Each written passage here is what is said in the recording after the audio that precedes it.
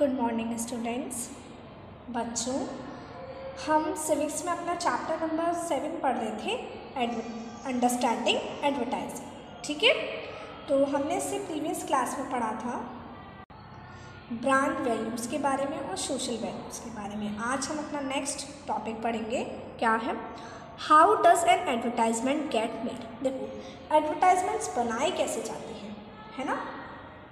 अब हमारी जो एडवर्टाइजमेंट्स है वो हमारी लाइफ को बहुत इफ़ेक्ट करते हैं, तो हमें पता होना चाहिए कि वो किस तरीके से काम करते हैं, कैसे बनते हैं, है ना। ये जानना हमारे लिए ज़रूरी है, क्योंकि वो हमारी लाइफ को पूरी तरीके से, हमारे थॉट्स को, हम अपने फ्रेंड्स के बारे में हम जो सोच रहे हैं उसको, हमारी फैमिलीज़ के बारे में जो हम सोच रहे हैं, सारी थिंकिंग हम उन्हीं के बेस पर बना रहे हैं अपनी। तो हमें पता होना चाहिए कि वो कैसे काम करते हैं और कैसे एडवर्टाइजमेंट बनती है।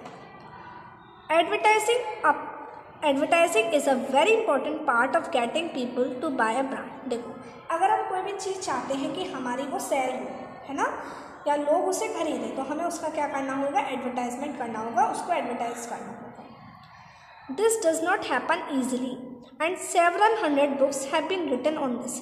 ये ईजिली नहीं हो जाता कि हमने लोगों से कह दिया आप इस सामान को खरीद लो। अरे, हमने अगर किसी से कहा तो ज़रूरी नहीं कि वो खरीदे, इसके लिए बहुत सारी मेहनत करनी होती है, कई सारी किताबें लिखी भी जाती हैं। Advertisements aim to get people to buy a particular brand. तो एडवर्टाइजमेंट्स का एम क्या होता है, उनका एम यही होता है कि वो जिस भी ब्रांड का एडवर्टाइजमेंट कर रहे हैं तो लोग उस ब्रांड को खरीदें। This basically means that after we see an advertisement we should want to buy the product. तो इसका बेसिकली मीन ये है कि अगर हम किसी प्रोडक्ट को देखते हैं, एडवर्टाइजमेंट उसका देखते हैं, इसका मतलब हमें उसे खरीदना है। Let us see how the persons who make advertisements decide on what images, text and personal emotions to use to sell the product. देखो, तो हम ये देखते हैं, यहाँ पर आपको उसने स्टोरी दे रखी है, इससे आपको बताया गया है इस स्टोरी में कि जो एडवर्टाइजमेंट के लिए कोई भी अगर उन्हें प्रोडक्ट सेल करना है तो उसके लिए वो कौन सी इमेजेस, कौन से टेक्स्ट का इस्तेमाल करते हैं और हमारे पर्सनल इमोशंस का कैसे यूज़ करते हैं। ठीक है, कैसे वो पर्सन्स एडवर्टाइजमेंट्स बनाते हैं, उसमें कौन कौन सी इमेजेस वो लेते हैं, कौन कौन से टेक्स्ट का वो इस्तेमाल करते हैं और किस तरीके से हमारे पर्सनल इमोशंस को उनसे जोड़ते हैं। ठीक है, हमने देखा था, अभी 2 पढ़े थे ना हमने, टॉप टेस्ट दाल के बारे में और एक केयर सोप के बारे में। तो हमने देखा दोनों में हमारे पर्सनल इमोशंस को कनेक्ट किया, तो वो कैसे करते हैं। ठीक है, चलिए, द लविंग सोप। तो ये जो पूरा प्रोसेस बताइए वो किसकी बनाई है, एडवर्टाइजमेंट किसका है, ये द लविंग सोप। देखो, जो एडवर्टाइजमेंट, जो एजेंसीज होती हैं, जो कंपनी होती है ना, जैसे कि आपको पता है कि बहुत सारी कंपनीज बहुत सारी सिटीज़ में है ना, सभी जगह बहुत सारी कंपनीज हैं। ठीक है, तो उन्होंने बोला, हाँ, we would like to introduce a new freshness soap as a very special soap in the market and aim to capture a large number of customers within the first 6 months of its lease. तो वो company बोलती है, बताती है कि हमें अपना ये जो न्यू फ्रेशनेस सोप है इसको इंट्रोड्यूस करना होगा एज अ, और किसके रूप में, as a very special soap के रूप में मार्केट में। और हमारा एम ये होगा कि हम जैसे ही रिलीज़ हो तो रिलीज़ होने के 6 महीने बाद हमारे पास बहुत सारे कस्टमर्स हों इसको ख़रीदने वाले। मतलब उनका ये एम है। पहले उनको एम सेट करना होता ना कि हमें क्या करना है कि रिलीज़ होने के बाद, वो बोल रहे हैं साबुन जैसे ही मार्केट में आएगा, सोप जैसे ही मार्केट में आएगा, तो आने के बाद 6 मंथ में, पहले 6 मंथ में हमें बहुत सारे कस्टमर्स को हम तक मतलब इस साबुन से, इस सोप से जोड़ना है। ठीक है, तो इसके लिए हमें क्या होगा, हमें एडवर्टाइजिंग कैंपेन की ज़रूरत पड़ेगी, जिससे क्या होगा कि हम मतलब अपने ब्रांड का क्या करेंगे, एडवर्टाइजमेंट करेंगे, और जिससे ज़्यादा से ज़्यादा लोग इस चीज़ में इंटरेस्ट है ना। जिस चीज़ का ज़्यादा एडवर्टाइजमेंट होता है ना, बहुत एडवर्टाइजमेंट होता है, तो आपको फिर आप ये सोचते हैं ना, हाँ ये चीज़ अच्छी होगी तो हमें इसे ख़रीदना चाहिए। तो वही है कि उस चीज़ का अगर हम एडवर्टाइजमेंट करेंगे तो एडवर्टाइजमेंट करने से क्या होगा कि बहुत सारे लोग उस तक जुड़ेंगे। ठीक है, और वो इतना बड़ा चढ़ा के उस चीज़ का एडवर्टाइजमेंट करते हैं। एक सोप का एडवर्टाइजमेंट ऐसे करेंगे हाई क्वालिटी वाला, और हमारे पर्सनल इमोशन से उसको जोड़ देते हैं। फिर वो लोग करते हैं फिर क्या करते हैं, जब एडवर्टाइजमेंट उन्हें करना है, कैंपेन वो करेंगे, तो वो एक टारगेट ऑडियंस के पास जाते हैं। टारगेट ऑडियंस मतलब उसमें एक ऑडियंस को टारगेट करते हैं। जैसे लविंग सोप में उनने किसका किया, केयर ऑफ अ मदर, एक मदर की केयर का। तो टारगेट कौन है, मदर है, कि अगर एक माँ अपने बच्चे की अच्छी केयर करना चाहती है तो उसे ये साबुन खरीदना होगा, ये सोप उसे खरीदना होगा। ठीक है, तो फिर वो बोलते हैं हाँ ये अच्छा आइडिया है, एक्सीलेंट, चलिए आगे बढ़ते हैं। अब 2 हफ्ते बाद क्या होता है, तो मार्केट का अब जब अच्छा आइडिया चाहिए कि हम किसको अपना टारगेट ऑडियंस बनाएं, तो इसके लिए उन्होंने मार्केट का सर्वे किया। और मार्केट का सर्वे करने के बाद उन्होंने ये देखा कि जो मदर्स 21 से लेकर 40 तक की एज की हैं, वो अपने बच्चों के लिए बहुत मतलब उनकी बेस्ट केयर करना चाहती हैं, तो ये साबुन उनके लिए अच्छा होगा, तो हमें इसमें मदर का यूज़ करना चाहिए, मदर। ठीक है, और वो इसके लिए अच्छी से अच्छी प्राइस हमें देंगी। We should create a brand identity that appeals to them, hmm good idea. तो वो बोलते हैं कि हमें ऐसा एक ब्रांड आइडेंटिटी बनाना होगा ताकि वो उस चीज़ के प्रति क्या हो, वो खरीदें, है ना। हमें पता है कि ये लोग इस सामान को ज़्यादा खरीदेंगे, तो हम उनको ही टारगेट करेंगे ना। इसी तरीके से जब उन्होंने मार्केट का सर्वे किया तो उन्होंने देखा ये जो यंग मदर्स हैं, जो कितनी एज की हैं, 21 और 40 की एज की हैं, वो साबुन सोप के लिए बहुत कंसर्न होती हैं कि अपने बच्चे को वो एक प्रॉपर एक बेस्ट सोप यूज़ करे उनका बच्चा, और इसके लिए वो बेटर प्रोडक्ट के लिए वो ज़्यादा से ज़्यादा प्राइस भी दे सकती हैं। ठीक है, अब उन्होंने बताया कि देखो जो मार्केट में जितने भी बेबी सोप आते हैं, तो उसमें बेबी सोप में क्या दिखाता है, क्या शो किया जाता है, नेचुरलनेस शो की जाती है। तो सारे सोप में एक चीज़ शो की जा रही है, दिखाई जा रही है, तो हमें अपने लिए कुछ डिफरेंट आइडिया सोचना होगा, हमें कुछ डिफरेंट एंगल पर सोचना होगा, हमें कुछ डिफरेंट एंगल की नीड है। ठीक है, तो फिर उसमें से बोलते हैं कि हम इसको ना किससे कनेक्ट करते हैं, मदर से कनेक्ट करते हैं, मदर की केयर से कनेक्ट करते हैं। तो उन्होंने इसको कनेक्ट किया सोप को loving care of the mother. तो फिर वो बोलते हैं हाँ ये बहुत अच्छा आइडिया है। We should say that you can not fully express your love for your child without your soap. तो हम ये कहेंगे इसमें कि आप अपने बच्चे को अपना पूरा प्यार नहीं दिखा सकते तब तक जब तक आप इस सोप को इस्तेमाल नहीं करेंगे। मतलब इस सोप के बिना आप अपने बच्चे को पूरा प्यार नहीं दिखा सकते। तो किस तरीके से वो हमारे पर्सनल इमोशंस को जोड़ रहे हैं ना, एडवर्टाइजमेंट से जोड़ रहे हैं ना, तो यही वो जोड़ते हैं, यही वो काम करते हैं। ठीक है, अब आगे देखिए। अब उन्होंने बोला कि हमें इसके लिए कैंपेन करना होगा, एक अभियान करना होगा। तो वो कैंपेन किस पर बेस्ड होगा, केयर सोप पे बेस्ड होगा। ठीक है, express your love afresh, understood. अब तो उन्होंने बोला कि हाँ आई लाइक द कॉन्सेप्ट, ये अच्छा कॉन्सेप्ट है। फिर वो मैंने बताया ना, फिर वो लोग कहाँ जाते हैं, टारगेट ऑडियंस के पास जाते हैं, उनको दिखाते हैं, जैसा आप इस पिक्चर में देख सकते हैं वो दिखा रहे हैं। तो ये मदर बोल रही है यस आई थिंक ये अपने बच्चे को प्यार और देखभाल दिखाने का बहुत अच्छा तरीका है, मैं इस न्यू ब्रांड को ट्राई करूँगी। वो बोलती हैं थैंक यू मैडम। तो इस तरीके से क्या होता है, जब लोग इसको प्रेफर करने लगते हैं, एडवर्टाइजमेंट फाइनलाइज्ड हो जाता है। जो एडवर्टाइजमेंट कैंपेन होता है जो फाइनलाइज्ड हो जाता है, तो बहुत सारी जगह फिर इसके क्या होते हैं, एडवर्टाइजमेंट छपने लगते हैं। जैसे आप इस पिक्चर में देख सकते हैं, टीवी पर भी आपको दिखाई देगा, मैगजीन्स में भी आपको दिखाई देगा, जगह जगह मार्केट में आप जाएंगे वहाँ पर भी इसके पोस्टर्स वगैरह लगे होंगे। तो इस तरीके से एडवर्टाइजमेंट होता है। ठीक है, इस तरीके से एडवर्टाइजमेंट बनाई जाती है।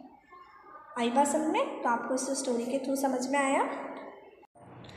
अब देखिए आगे है social advertising. Social advertisements refer to advertisements made by the state और private agencies that have a larger message for society. देखो सोशल एडवर्टाइजमेंट्स क्या होते हैं, ऐसे एडवर्टाइजमेंट्स होते हैं जो किसी स्टेट या फिर कोई प्राइवेट एजेंसी के द्वारा बनाए जाते हैं और जिसमें सोसाइटी के लिए बहुत बड़ा मैसेज होता है, बहुत अच्छा और बहुत बड़ा मैसेज होता है। जैसे आप इन दोनों एडवर्टाइजमेंट्स को देख सकते हैं। फर्स्ट है बच्चों, freedom is our birthright to. और नेक्स्ट सेकेंड है however fast you try the train is always faster than you. तो इससे रिलेटेड कुछ ऊपर क्वेश्चंस दिए तो हम उनको करते हैं। तो फर्स्ट है who do you think is the target audience for the social advertisements blow. मतलब आपको बताना है कि हमने इन दोनों में, मतलब ये जो एडवर्टाइजमेंट्स बनाए गए हैं इन दोनों में टारगेट ऑडियंस कौन है। तो देखो फर्स्ट में जब आप ये पढ़ेंगे तो इसमें डिसेबल्ड पीपल के बारे में, डिसेबल्ड चिल्ड्रन के बारे में बात किया गया है, डिसेबल्ड चिल्ड्रन। तो इसमें टारगेट ऑडियंस कौन है बच्चों, डिसेबल्ड चिल्ड्रन। और इसमें टारगेट ऑडियंस कौन है, कॉमन पीपल ऑफ सोसाइटी। मतलब इस एडवर्टाइजमेंट में ये शो किया गया है कि आप कितना भी तेज़ चलाएं लेकिन ट्रेन की स्पीड इतनी तेज़ होती है कि आपको उसके, मतलब आप कितना भी तेज़ चलाएं हैं कभी भी हमें ट्रेन आते वक्त अपनी रेलवे को क्रॉस नहीं करना चाहिए क्योंकि ट्रेन की स्पीड बहुत होती है, तो कुछ भी हो सकता है। तो फर्स्ट में है डिसेबल्ड चिल्ड्रन, टारगेट ऑडियंस है, और सेकंड में है कॉमन पीपल ऑफ सोसाइटी, जो सोसाइटी के कॉमन पीपल है उनके लिए। ठीक है। सेकंड है कि दोनों सोशल एडवर्टाइजमेंट्स क्या मैसेज दे रहे हैं। तो फर्स्ट है कि सभी लोगों को, मतलब जो डिसेबल्ड चिल्ड्रन है उनको फ्रीडम का राइट है, बर्थ राइट है, मतलब उनका जन्म से अधिकार है, क्या है, फ्रीडम, उन्हें भी आज़ादी हो। तो क्या है वो डिसेबल्ड है, तो डिसेबल्ड होने से ये ना हो कि उनको एजुकेशन का कोई भी राइट ना हो या उनको फ्रीडम का कोई भी राइट ना हो, ऐसा नहीं है। अगर वो डिसेबल्ड है तो इट डजेंट मैटर, उनके पास भी एजुकेशन का राइट है, उनके पास भी फ्रीडम का राइट है। ठीक है। सेकेंड जो है आपका, उसमें बताया है कि जो रेलवे है वो आपसे तेज़ चलते हैं, इसलिए कभी भी हमें जब रेलवे पर जब ट्रेन आ रही हो तो रेलवे को क्रॉस नहीं करना चाहिए। ठीक है। ये दोनों एडवर्टाइजमेंट हमें ये मैसेज दे रहे हैं। अंडरस्टूड। चलिए तो अब हम अपना टॉपिक पे आते हैं। तो नेक्स्ट टॉपिक है आपका, उसे पढ़ते हैं। देखिए बच्चों क्या है नेक्स्ट टॉपिक आपका, advertising and democracy. There are various ways in which advertising links to issues of equality in a democratic society। देखो जो हमारी डेमोक्रेटिक सोसाइटी है तो उसमें सभी को इक्वलिटी का राइट है। तो ऐसे बहुत सारे तरीके हैं जिससे जो एडवर्टाइजिंग है वो किससे जुड़ा हुआ है, इक्वलिटी के इश्यू से जुड़ा हुआ है। Advertising a product cost is a lot of money. देखो किसी भी प्रोडक्ट का एडवर्टाइजमेंट करना बहुत सारे पैसे लगते हैं एडवर्टाइजमेंट करने में। Usually crores of rupees are spent advertising a brand. मतलब किसी भी एक ब्रांड को एडवर्टाइजमेंट करने में, किसी भी एक ब्रांड का एडवर्टाइजमेंट करने में बहुत सारे करोड़ों रुपए लग जाते हैं। Producing and showing advertisements in the media is very expensive. अब एडवर्टाइजमेंट हुआ, उसको प्रोड्यूस करना, उसको दिखाना मीडिया में, ये भी बहुत महंगा होता है। Because there are so many advertisements in the market today, companies have to show the advertisement again and again to have it stick in the people's minds. देखो क्या है कि क्योंकि मार्केट में बहुत सारे एडवर्टाइजमेंट है, बहुत सारी चीज़ें, एक ही चीज़ का, जैसे अगर हम कोई सोप का ही ले लें तो सोप के कितने सारे एडवर्टाइजमेंट है, कितने तरीके के ब्रांड्स हैं ना। तो कंपनीज को बार बार उस एडवर्टाइजमेंट को शो करना होता है ताकि वो लोगों के दिमाग में बिल्कुल फिट हो जाए, उनके दिमाग में क्या हो जाए, बिल्कुल फिट हो जाए। ठीक है। What this often means is that only large companies can advertise. अब इसका मतलब क्या है, जब ये बहुत महंगा है, बहुत सारे पैसे इसमें लगते हैं, तो इसका मतलब तो यही हुआ ना कि केवल लार्ज कंपनीज ही एडवर्टाइज कर सकती हैं क्योंकि उनके पास ही बहुत सारे पैसे होते हैं। If you own a small business you will have not the money to show your product on TV और नेशनल न्यूज़पेपर्स और मैगजीन्स। देखो अगर आपका कोई छोटा सा बिजनेस है तो आपके पास तो इतना पैसे नहीं है ना कि आप अपने प्रोडक्ट को टीवी पर दिखा सकें, नेशनल न्यूज़पेपर्स में दिखा सकें, मैगजीन्स में दिखा सकें। So persons who sell papad, pickles, sweets and jams that have made at home are not considered as fashionable as brand products. देखो तो जो लोग पापड़ बेचते हैं या फिर अचार वगैरह बेचते हैं या फिर मिठाई बेचते हैं, जैम्स बेचते हैं, मतलब जो छोटे बिजनेसमैन हैं, जो ज़्यादा बड़े तौर पर प्रोडक्शन नहीं करते, जो छोटे छोटे बिजनेसमैन हैं, तो उनके पास तो इतना पैसा नहीं होता ना कि वो अपने प्रोडक्ट का एडवर्टाइजमेंट कर सकें। वो तो कोई भी चीज़ बनाते हैं अपने घर पर ही बनाते हैं और फिर उसको एक फैशनेबल नहीं माना जाता। They often have to sell their products in weekly markets and neighborhood shops that you will read about in the following unit. तो वो ऑफन मतलब अक्सर अपने सामान को कहाँ बेचते हैं, जो वीकली मार्केट्स लगती हैं वहाँ पे बेचते हैं, या फिर जो नेबरहुड शॉप्स हो मतलब आसपास उनके जो शॉप्स है वहाँ पर अपने सामान को बेच देते हैं। बस यही कर पाते हैं, एडवर्टाइजमेंट तो नहीं कर पाते। एडवर्टाइज नहीं कर पाते तो ज़्यादा लोगों तक नहीं पहुंच पाता। केवल वो अपने सामान को कहाँ बेचते हैं, अक्सर वीकली मार्केट्स में या फिर उनके आसपास जो शॉप्स होती हैं वहीं पर। It also makes us believe that things that are packaged and have a brand name are far better than the things that do not come in packets. तो इससे हमें ये भी बिलीव होने लगता है कि जो चीज़ पैकेट में है और जिसका एक ब्रांड नेम है वो ज़्यादा अच्छी है किनसे, जो आपको पैकेट्स में नहीं मिलती हैं। जैसे दाल की ही हम बात कर लें, जैसे उसमें था ना, दाल को उन्होंने पैकेट में रखकर उसका नेम, एक ब्रांड नेम दे दिया टॉप टेस्ट दाल, तो आप समझेंगे कि वो दाल अच्छी है उस दाल से जो बाज़ार में खुली मिलती है ना। तो ये हमें ऐसा बिलीव होने लगता है। We forget that the quality of a product has little to do with the packaging that it comes in. This shift to the packaged products negatively affects the sales of several small businessmen, forcing people out of their livelihoods. देखो क्या है, तो इससे क्या होगा, अब हम packet की दाल को प्रेफर करेंगे, जो लूज़ दाल मिल रही है, जो बाज़ार में खुली दाल मिल रही है, हम उसको प्रेफर नहीं कर पाएंगे ना। हम उसको कहेंगे कि वो बेकार है क्योंकि उसका एडवर्टाइजमेंट नहीं हो रहा है, तो हमें क्या लगेगा, वो बेकार है। इससे क्या होगा, जो छोटे छोटे बिजनेसमैन हैं उनके ऊपर कितना इफेक्ट पड़ेगा, क्योंकि उनका सामान खरीदने वाला कोई नहीं होगा, है ना। उनका सामान खरीदने वाला कोई नहीं होगा क्योंकि मोस्टली सारे लोग कहाँ पर जाएंगे, जो पैकेजिंग में दाल मिल रही है उसी को खरीदेंगे। अब जो खुली दाल है उसको खरीदने वाला कोई नहीं होगा। तो इससे किसकी जीवन पर इफेक्ट पड़ता है, जो स्मॉल बिजनेसमैन हैं उनके जीवन पर इफेक्ट पड़ता है। ठीक है, आप जैसे एक पिक्चर देख सकते हैं, ये खुली दाल है। Advertising makes us believe that things that are packaged are better than the things that do not come in packets. तो एडवर्टाइजमेंट हमें ये बिलीव करा देते हैं कि जो चीज़ें पैकेट में आती हैं वो अच्छी होती हैं और जो चीज़ें खुली मिलती हैं वो अच्छी नहीं होती हैं। In a democracy in which all people are equal and should be able to lead a life of dignity, advertising tends to promote a certain lack of respect for the poor. देखो, अब democracy में क्या है, सारे लोग क्या है, equal हैं और सभी को सम्मान से जीने का अधिकार है ना। लेकिन जो एडवर्टाइजमेंट है, ये जो एडवर्टाइजिंग प्रोडक्ट का हम करते हैं, तो ये लोगों को थोड़ा सा ऐसा, जो लोग गरीब हैं, जो अपनी चीज़ों का एडवर्टाइजमेंट नहीं कर सकते या फिर जो इन चीज़ों को नहीं खरीद पाते हैं, तो उनके अंदर थोड़ा सा ये फील होता है कि हम अलग हैं, है ना, हमारी रेस्पेक्ट कम है, हमें रेस्पेक्ट अच्छे से नहीं दी जा रही है। They are not the faces we most often see in advertisements and so we tend to dismiss their lives as worthless. देखो, और एडवर्टाइजमेंट के लिए उनको भी इंक्लूड नहीं किया जाता है, बड़े बड़े लोगों को ही इंक्लूड किया जाता है, टारगेट ऑडियंस भी वही होती हैं, तो उनके जीवन को बिल्कुल देखा ही नहीं जाता, उनके जीवन को हटा दिया जाता है, ऐसा माना जाता है कि वो बेकार है, किसी लायक नहीं है। Advertising, because it appeals to personal emotions, also tends to make people who cannot afford certain brands feel bad. अब देखो, हमने देखा कि जो एडवर्टाइजमेंट है उसको पर्सनल इमोशंस के साथ जोड़ा जाता है ना। तो अब पर्सनल इमोशंस के साथ जोड़ा जाता है, तो हमने ये देखा था कि जो लोग उन प्रोडक्ट्स को नहीं खरीद पाते तो वो अपने अंदर, उनको बुरा लगता है ना कि हम इन प्रोडक्ट्स को नहीं खरीद पाते, इसका मतलब हमारे अंदर कहीं ना कहीं कोई कमी है, उनको बुरा फील होता है।